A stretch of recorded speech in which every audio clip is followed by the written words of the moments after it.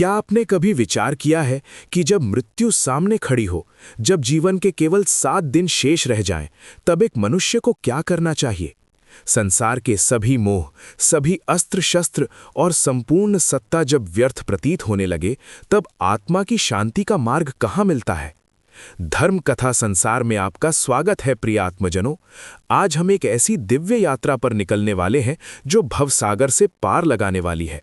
आज हम उस महापुराण की कथा का श्रवण करेंगे जो तापत्रय, आध्यात्मिक, आधिभौतिक दुखों को समूल नष्ट करके परम ब्रह्म भगवान श्री कृष्णचंद्र की प्राप्ति कराता है। ये श्री सुख सागर है, सुख का वो अथाह समुद्र जिसे महामुनि वेद व्यास जी ने अपने अपूर्व ज्ञान से रचा है। ये महान ग्रंथ वेदों का वो पका हुआ फल है जिसमें सारहीन छिलका या गुठली आदि कुछ भी शेष नहीं है। कथा का आरंभ एक अत्यंत पावन भूमि से होता है। एक समय नैमिषारण्य क्षेत्र में शौनकादि ऋषियों ने भगवान की प्राप्ति हेतु एक महान यज्ञ की दीक्षा ली थी। इस पवित्र अनुष्ठान के बीच एक दिन परम ज्ञानी श्री सूत जी महाराज वहां पधारे। उन्हें देखकर शौनक जी ने अत्यंत आदरपूर्वक प्रार्थना की कि हे सूत जी, आप अनेक पुराणों और धर्मशास्त्रों के ज्ञाता हैं और वेद व्यास जी के प्रिय शिष्य हैं। कृपया किसी ऐसे उपदेश का वर्णन कीजिए जिससे इस अंधकारमय कलिकाल के जीवों का कल्याण हो सके। सूत जी ने अत्यंत प्रसन्न होकर उत्तर दिया कि हे शौनक जी, इस घोर कलयुग में केवल भगवान की लीलाओं की कथा और हरि संकीर्तन ही भगवत प्राप्ति का एकमात्र साधन है। अतएव मैं आपको वो कथा सुनाऊंगा जिसमें भगवान श्री कृष्ण की मंगलमयी लीलाओं का वर्णन है। ये श्रीमद् भागवत संपूर्ण वेदों का सार है। सूत जी ने कथा आरंभ करने से पूर्व अपने गुरुदेव महर्षि वेद व्यास और परम वीतराग श्री शुकदेव जी का स्मरण किया। शुकदेव जी का वैराग्य ऐसा था कि वे अपने यज्ञोपवीत तथा लौकिक वैदिक संस्कारों के पूर्ण होने के प्रथम ही संन्यास लेने के लिए अपने आश्रम से चल दिए थे। मोहवश उनके पिता व्यास जी हे पुत्र कहते हुए उनके पीछे भागे, परंतु शुकदेव जी ने कोई उत्तर नहीं दिया। उनके स्थान पर वन के वृक्षों ने उत्तर दिया था। ऐसे सर्वात्मा जो संपूर्ण जड़ चेतन प्राणियों में लीन हो चुके हैं, उन्हें सूत जी ने प्रणाम किया। सृष्टि के आरंभ की यह कथा कितनी अद्भुत है। जब भगवान सृष्टि रचने की इच्छा करते हैं, तब वे योग निद्रा से जागते हैं। उनकी नाभि से एक कमल प्रकट होकर क्षीर सागर से ऊपर आता है और उसी कमल से प्रजापति ब्रह्मा की उत्पत्ति होती है। इन्हीं क्षीरशायी भगवान नारायण के विराट रूप में समस्त लोक और ब्रह्मांड व्याप्त रहते हैं और यही भगवान भक्तों की रक्षा तथा दुष्टों के संहार के लिए बारंबार अवतार ग्रहण करते हैं। सूत जी ने ऋषियों को 24 अवतारों की महिमा सुनाई। कौमार सर्ग में सनकादि ऋषियों का अवतार, पृथ्वी का रसातल से उद्धार करने के लिए वराह अवतार, सात्वत तंत्र का उपदेश देने हेतु देवर्षि नारद का अवतार, धर्म की पत्नी मूर्ति देवी के गर्भ से ज्ञानदाता कपिल मुनि का अवतार, अनुसुईया के गर्भ से दत्तात्रेय का प्राकट्य, आकुति के गर्भ से यज्ञ अवतार और फिर ऋषभ देव का अवतार, राजा पृथु, मत्स्य तथा समुद्र मंथन के समय कच्छप अवतार धारण करके देवदानवों की सहायता करना, धन्वंतरी, मोहिनी रूप और फिर परम भक्त प्रहलाद की रक्षा के लिए नृसिंह अवतार, बलि का उद्धार करने वामन अवतार, दुष्ट क्षत्रियों का नाश करने परशुराम अवतार, सत्यवती के गर्भ से स्वयं भगवान वेद व्यास का रूप, त्रेता में मर्यादा पुरुषोत्तम श्री राम और द्वापर में बलराम जी व भगवान श्री कृष्ण का पूर्ण अवतार, भविष्य में होने वाले हयग्रीव और कल्कि अवतार का भी सूत जी ने वर्णन किया। जब जब दुष्टों का भार बढ़ता है, भगवान शरीर धारण करते हैं। परंतु ये ज्ञान, ये ग्रंथ अवतरित कैसे हुआ? इसकी कथा भी एक महान रहस्य है। द्वापर युग में सत्यवती के गर्भ से उत्पन्न महर्षि व्यास जी त्रिकालज्ञ थे। उन्होंने जान लिया था कि कलयुग में धर्म क्षीण हो जाएगा। इसीलिए कम बुद्धि वालों के लिए उन्होंने वेदों के 4 भाग कर दिए: ऋग्वेद, यजुर्वेद, सामवेद और अथर्ववेद। इतना ही नहीं, जो स्त्री, शूद्र और पापी मनुष्य वेद सुनने के अधिकारी नहीं थे, उनके लिए 5वें वेद के रूप में महाभारत नामक अपूर्व ग्रंथ की रचना की। इतना महान कार्य करने के पश्चात भी महर्षि के हृदय में शांति नहीं थी। वे असंतोष से भरकर दुखी हो रहे थे। ठीक उसी क्षण सरस्वती के तट पर वीणा बजाते हुए देवर्षि नारद पधारे। व्यास जी ने ब्रह्मा के पुत्र नारद जी से अपने दुख का कारण जानना चाहा। नारद जी मुस्कुराए। उन्होंने कहा, हे व्यास जी, आपने वेदांत सूत्रों की रचना की है, फिर भी आप खिन्न हैं। इसका कारण यह है कि आपने भगवान के पवित्र यश का वर्णन बहुत ही कम किया है। संसार में वही वाणी पवित्र है जिससे भगवान श्री कृष्ण का यशुगान होता है। नारद जी ने महर्षि को अपना स्वयं का रहस्य बताया। उन्होंने कहा, हे वेदव्यास जी, पूर्व जन्म में मैं एक दासी का पुत्र था। वर्षा ऋतु में जब कुछ योगी चातुर्मास कर रहे थे, मैं उनकी सेवा करने लगा। मैं नित्य उनके मुख से भगवान की लीलाओं का श्रवण करता था, जिससे मेरे सभी पूर्व जन्म के पाप नष्ट हो गए और मेरा हृदय शुद्ध हो गया। तब उन महात्माओं ने मुझ पर कृपा करके मुझे भगवान के गुप्त रहस्य का उपदेश किया, वही ज्ञान जिसका निरूपण भगवान श्री कृष्ण ने गीता में किया है। नारद जी ने बताया कि किस प्रकार एक दिन सांप के काटने से उनकी माता का देहांत हो गया, जिसे उन्होंने भगवत इच्छा समझकर उत्तराखंड की ओर प्रस्थान किया। वन में एक पीपल के वृक्ष के नीचे ध्यान करते समय उन परम कृपालु भगवान की एक झलक उन्हें प्राप्त हुई। वे आनंद विभोर हो उठे और नेत्रों से अश्रु बह निकले, किंतु वो विग्रह तुरंत ही लीन हो गया। जब नारद घबरा उठे तब भगवान की मधुर आकाशवाणी हुई, भक्त, तुझे इस जन्म में मेरे साक्षात दर्शन पुनः नहीं मिल सकते। दूसरे जन्म में तुझे मेरा परम पद प्राप्त होगा और तू मेरा पार्षद बनेगा। अपने इस अनुभव से नारद जी ने व्यास जी को समझाया कि भगवान के चरित्रों का गायन और कीर्तन ही संसार सागर को पार करने की नौका है। यम, नियम, संयम और तप से वो शांति नहीं मिलती जो भगवत कथा से मिलती है। यही वो क्षण था जब महर्षि व्यास ने भक्ति मार्ग को परम शांति का सुगम उपाय जानकर जीवों के कल्याण हेतु श्रीमद् भागवत का निर्माण किया और अपने पुत्र शुकदेव को इसका उपदेश दिया। कथा आगे बढ़ती है कुरुक्षेत्र के उस भीषण महासमर की ओर, जहां महाभारत के युद्ध में भीमसेन की गदा से कौरवों का नाश हो चुका था और दुर्योधन की जांग तोड़ी जा चुकी थी। उसी काल रात्रि में प्रतिशोध की ज्वाला में जलते हुए अश्वत्थामा ने पांडवों के शिविर में छिपकर प्रवेश किया और सो रहे पांडवों के 5 पुत्रों के सिर काट लिए। जब माता द्रौपदी ने अपने पुत्रों की मृत्यु का समाचार सुना तो उसका विलाप हृदय को चीर देने वाला था। महावीर अर्जुन अपने गांडीव धनुष के साथ उस हत्यारे ब्राह्मण को दंड देने के लिए दौड़ पड़े। अपने प्राण संकट में देखकर अश्वत्थामा ने अर्जुन पर महाविनाशकारी ब्रह्मास्त्र का प्रयोग कर दिया। अर्जुन ने भी आत्मरक्षा में अपना ब्रह्मास्त्र छोड़ा। जब दोनों ब्रह्मास्त्र टकराए तो उनसे उत्पन्न प्रलयकारी अग्नि तीनों लोकों को तप्त करने लगी। चतुर महारथी अर्जुन ने विनाश को देखते हुए दोनों अस्त्रों को शांत किया और झपटकर उस दुष्ट अश्वत्थामा को बांधकर द्रौपदी के सम्मुख खड़ा कर दिया।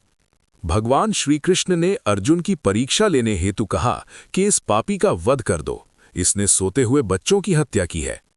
किंतु पशु की तरह बंधे हुए गुरुपुत्र को देखकर द्रौपदी के हृदय में करुणा उमड़ पड़ी। द्रौपदी ने कहा, आर्य, ये गुरु और ब्राह्मण है, इनके वध से मेरे मृत पुत्र लौटकर नहीं आ सकते। जिस प्रकार पुत्र शोक से मैं व्याकुल हूं, इनकी माता कृपी भी होंगी, अतः इन्हें मुक्त कर दीजिए। द्रौपदी के धर्मयुक्त वचनों से सभी प्रभावित हुए। तब भगवान के संकेत पर अर्जुन ने अपनी तलवार से अश्वत्थामा के मस्तक की मणि निकाल ली और उसके सिर के बाल काट दिए, जो उस अभिमानी के लिए मृत्यु से भी बड़ा अपमान था। किंतु उस नीच अश्वत्थामा का प्रतिशोध यहीं शांत नहीं हुआ। जब धर्मराज युधिष्ठिर हस्तिनापुर के राजा बन चुके थे और भगवान श्री कृष्ण द्वारिका लौटने की तैयारी कर रहे थे, तब अचानक अर्जुन की पुत्रवधू उत्तरा मुझे बचाओ, मुझे बचाओ चिल्लाती हुई श्री कृष्ण की ओर दौड़ी। उसने बताया कि एक प्रज्वलित लोहे का बाण उसकी ओर आ रहा है, जो उसके गर्भ को नष्ट कर देगा। अश्वत्थामा ने पांडवों का वंश समूल नष्ट करने के लिए पुनः ब्रह्मास्त्र छोड़ दिया था। तब उन सर्ग शक्तिमान योग योगेश्वर भगवान श्री कृष्ण ने जो किया वह मानवीय कल्पना से परे है। वे तुरंत रथ से कूद पड़े। उन्होंने सूक्ष्म रूप धारण करके उत्तरा के गर्भ में प्रवेश किया। अपने हाथों में अग्नि के समान जलती हुई गदा लेकर वे उस अजन्मे शिशु के चारों ओर घूमने लगे। जिस प्रकार सूर्य अंधकार को नष्ट कर देता है, उसी प्रकार उस दिव्य गदा ने ब्रह्मास्त्र की प्रचंड अग्नि को शांत कर दिया। अपनी माया के कवच से गर्भ को आच्छादित कर लिया। यद्यपि ब्रह्मास्त्र का निवारण असंभव है, किंतु भगवान ने अपने तेज से उसे क्षण भर में शांत कर दिया। भगवान की ये अपूर्व शक्ति देखकर माता कुंती गदगद हो गईं और उन्होंने भगवान की अत्यंत भावपूर्ण स्तुति की। युद्ध के पश्चात युधिष्ठिर अपने वंश के नाश से अत्यधिक शोकाकुल थे।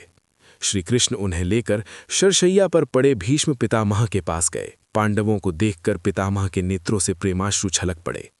उन्होंने युधिष्ठिर को समझाया कि ये सब ईश्वराधीन है, अतः शोक त्याग कर प्रजा का पालन करो और श्री कृष्ण की शरण में रहो। भीष्म जी ने कहा कि ये भगवान समदर्शी होकर भी अपने भक्तों पर विशेष कृपा करते हैं, इसीलिए मेरे अंतिम समय में मुझे दर्शन देने पधारे हैं। वहां भीष्म पितामह ने धर्म, वर्णाश्रम, राग, वैराग्य, निवृत्ति और प्रवृत्ति के अनेक गहरे रहस्य समझाए और जब सूर्य उत्तरायण हुआ तब अपनी वाणी और मन को संयमित करके भगवान श्री कृष्ण चंद्र के चतुर्भुज रूप का दर्शन करते हुए भीष्म जी ने अपने प्राण उसी आत्मस्वरूप में लीन कर दिए। देवताओं ने आकाश से पुष्पों की वर्षा की। समय अपनी गति से आगे बढ़ा। भगवान श्री कृष्णचंद्र द्वारिका लौट गए। जब उन्होंने अपनी आनंदमयी द्वारिकापुरी के निकट पहुंचकर पांचजन्य शंख बजाया तो उस ध्वनि को सुनकर संपूर्ण प्रजा अपने प्रभु के दर्शनों के लिए निकल पड़ी। वसुदेव, अक्रूर, महाबली बलराम और प्रद्युम्न आदि मांगलिक सामग्रियों के साथ उनकी अगवानी करने गए। उधर हस्तिनापुर में उत्तरा के उसी गर्भ से बालक का जन्म हुआ, किंतु ब्रह्मास्त्र के प्रभाव के कारण बालक मृत उत्पन्न हुआ। संपूर्ण राजमहल में हाहाकार मच गया। कुंती, द्रौपदी और सुभद्रा विलाप करते हुए जनार्दन श्रीकृष्ण के चरणों में गिर पड़ी। हे अरिसूदन, तुमने प्रतिज्ञा की थी कि ये बालक ब्रह्मास्त्र से नहीं मरेगा। तब सत्य स्वरूप श्रीकृष्ण ने उस मृत बालक पर अपनी अमृतमयी दृष्टि डाली और घोषणा की कि यदि मैंने कभी झूठ नहीं बोला है, सदा ब्रह्मचर्य का पालन किया है, युद्ध में कभी पीठ नहीं दिखाई है, तो ये बालक जीवित हो उठे। भगवान के इतना कहते ही वो मृत बालक अपने पैर हिलाता हुआ चिल्लाकर रोने लगा। अंतःपुर की स्त्रियां आश्चर्यचकित रह गईं। चूंकि वो बालक कुरुकुल के नाश होने पर परीक्षा की घड़ी में उत्पन्न हुआ था, इसलिए भगवान ने उसका नाम परीक्षित रखा। जैसे जैसे समय बीता, काल की गति करवट लेने लगी। महात्मा विदुर तीर्थ यात्रा से लौटकर आए। विदुर जी वास्तव में धर्मराज के अवतार थे, जिन्हें मांडव्य ऋषि के शाप के कारण 100 वर्ष तक शूद्र योनि में रहना पड़ा था। विदुर जी भविष्य के गर्भ में छिपे घोर कलयुग को देख रहे थे। उन्होंने अपने बड़े भाई धृतराष्ट्र को समझाया कि महाराज, कराल कली शीघ्र ही आने वाला है। अब आप संन्यास धारण करके चुपचाप उत्तराखंड की ओर चले जाइए। धृतराष्ट्र को ज्ञान चक्षु प्राप्त हुए और उसी रात वे गांधारी और विदुर जी के साथ छिपकर वन की ओर प्रस्थान कर गए। हस्तिनापुर में अपशकुन होने लगे थे। युधिष्ठिर का हृदय कांप रहा था। अर्जुन द्वारिका गए हुए थे और कई महीने बीत जाने पर लौटे तो उनकी कांति क्षीण हो चुकी थी। युधिष्ठिर के चरणों में गिरकर अर्जुन ने रुंधे कंठ से जो समाचार सुनाया, उसने पांडवों के जीवन का उद्देश्य ही समाप्त कर दिया। अर्जुन रोते हुए बोले, भ्राता जी, हमारे प्रियतम श्री कृष्णचंद्र ने हमें त्याग दिया। वे इस लोक से स्वधाम चले गए। जिनकी कृपा से देवता भी मेरे सामने सिर नहीं उठाते थे, उस परम शक्ति को श्री कृष्ण ने मुझसे ले लिया। मैं प्राणहीन मुर्दे के समान हो गया हूं। अर्जुन ने बताया कि किस प्रकार ब्राह्मणों के शाप से यदुवंशी मदिरा पान करके आपस में ही लड़कर नष्ट हो गए और किस प्रकार भगवान के जाने के बाद अर्जुन की संपूर्ण शक्ति लुप्त हो गई। यहाँ तक कि द्वालिका से श्री कृष्ण की पत्नियों को लाते समय कुछ सामान्य भीलों ने उस महावीर अर्जुन को एक निर्बल की भांति परास्त कर दिया।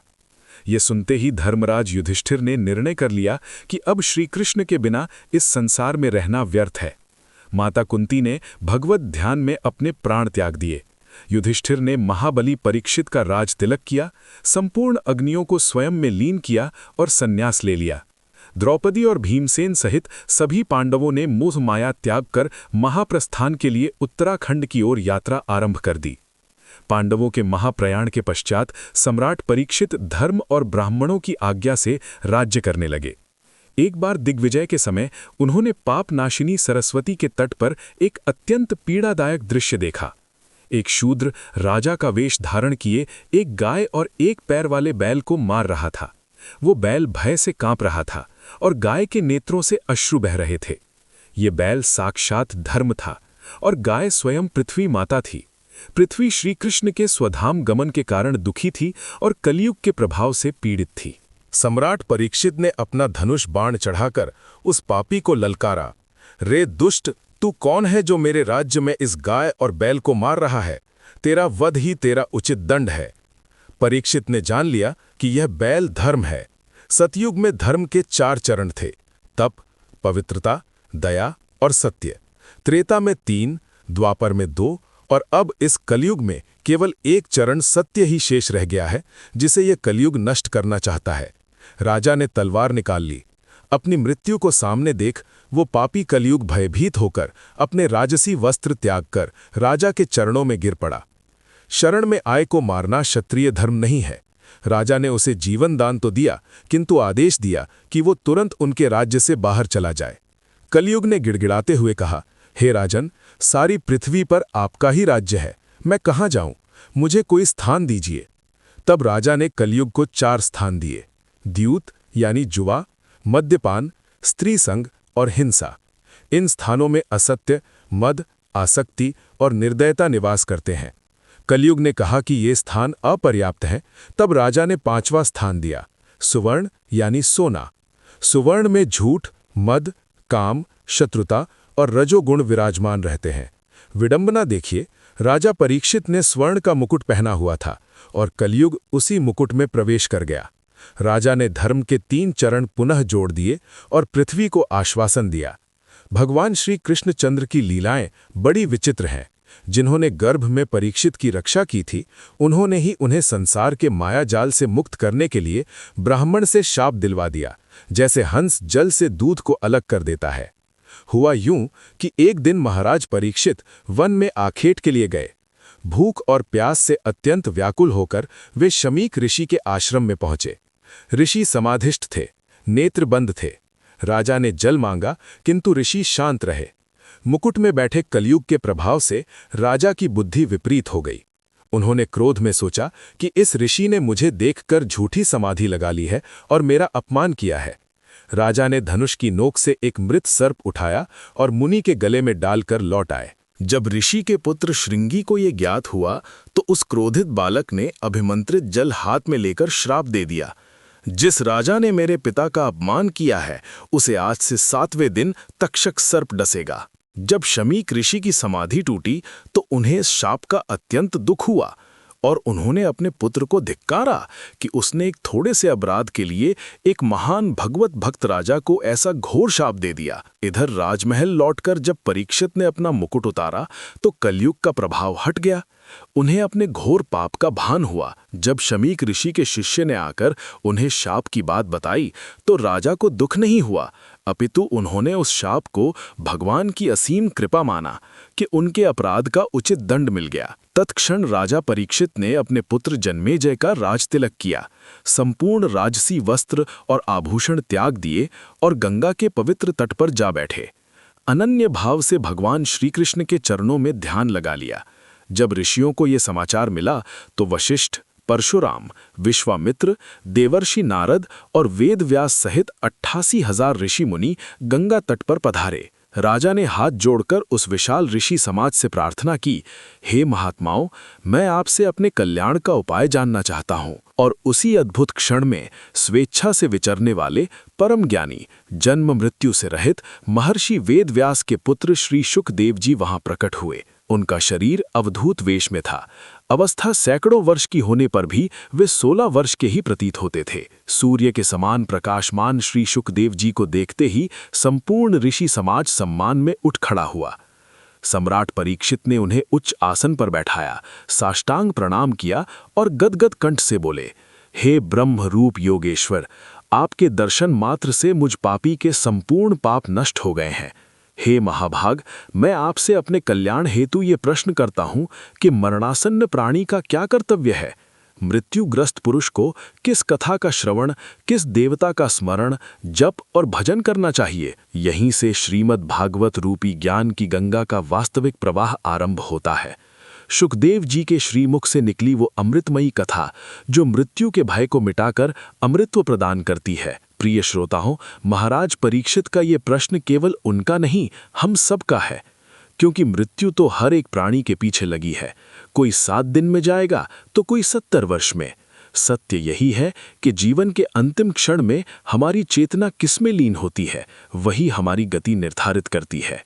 अगर ये दिव्य कथा आपके हृदय को भी शीतलता और वैराग्य प्रदान कर रही है, तो इस अमृत को दूसरों तक भी पहुंचाएं। इस वीडियो को लाइक करें, धर्म कथा संसार को सब्सक्राइब करें और कमेंट्स में पूर्ण भक्ति भाव से लिखें, ओम नमो भगवते वासुदेवाय। भगवान श्री कृष्ण और श्री शुकदेव जी की कृपा आप सब पर बनी रहे। फिर मिलेंगे अगले अध्याय में श्रीमद् भागवत के इस परम सुख सागर में एक और गोता लगाने के लिए। तब तक के लिए हरि ओम।